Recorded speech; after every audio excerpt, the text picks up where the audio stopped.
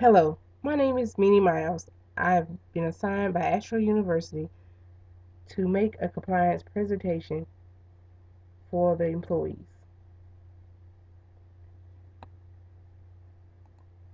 Here we have moral rights to health care. Next, number 3, we have the overview. Duties and responsibilities of a compliance office. The patient's bill of rights, the code of ethics, resource allocations, the Stark Law, and medical malpractice. Number 4, we have duties and responsibilities of the compliance officer. Number 5, we have compliance.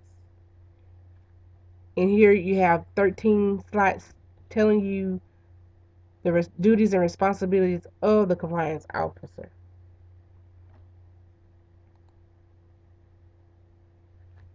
Number 6 is patient's bill of rights. All patients have rights. Patient bill of rights. Patient's bill of rights. Rights to inform. Rights of information. Rights to refuse treatment. Rights to privacy. Rights to personal choices. Rights to dispute and grievance. Rights to work or not to work. Rights to participate in resident or family groups. Rights to care and security of personal possessions. Rights to freedom and abuse, mistreatment and neglect. Rights to freedom and restraint.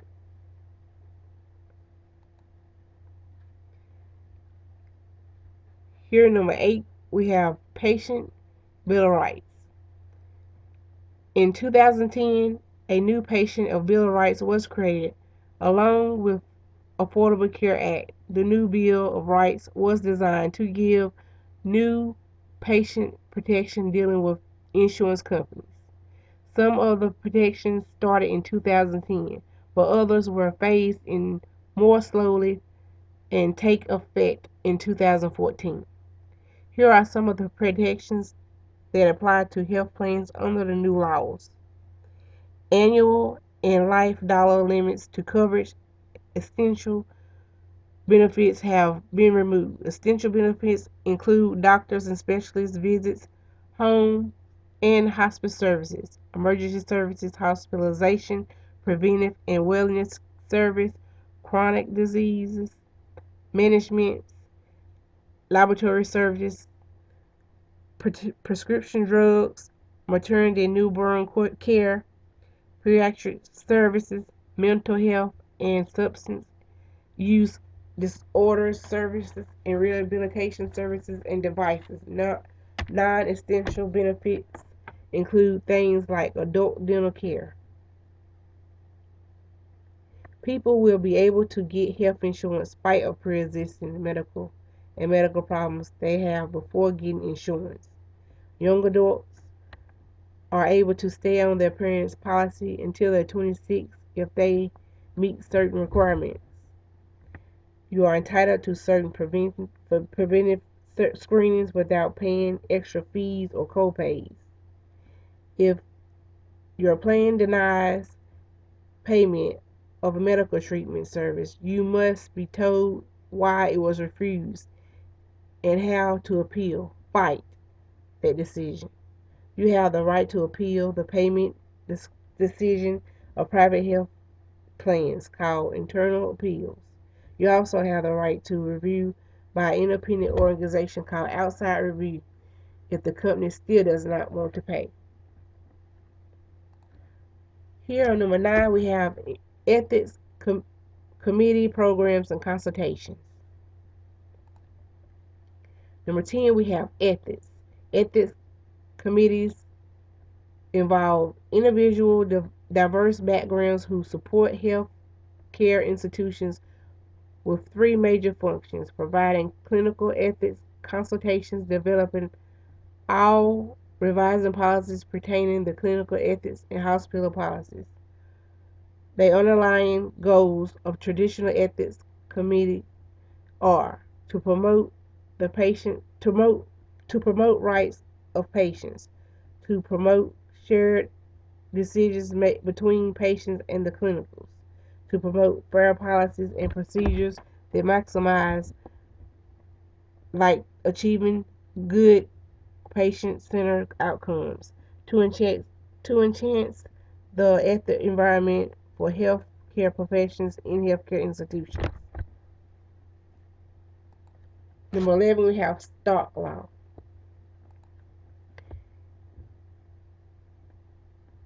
On number 12, it shows the stock law and the anti-kickback statute. 13 is resource allocations.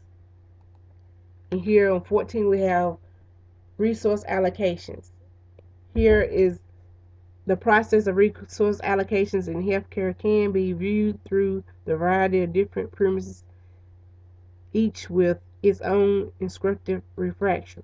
The most common approach is to style the subject matter. From the vantage point, we ponder weight issues such as diversity of resources and cultures to preventive care allocations resources to people in different groups. Number 15, we have medical malpractice.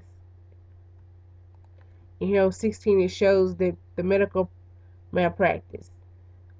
A plaintiff must have established all 5 elements to tort the negligence for successful medical malpractice claims. A duty was owed.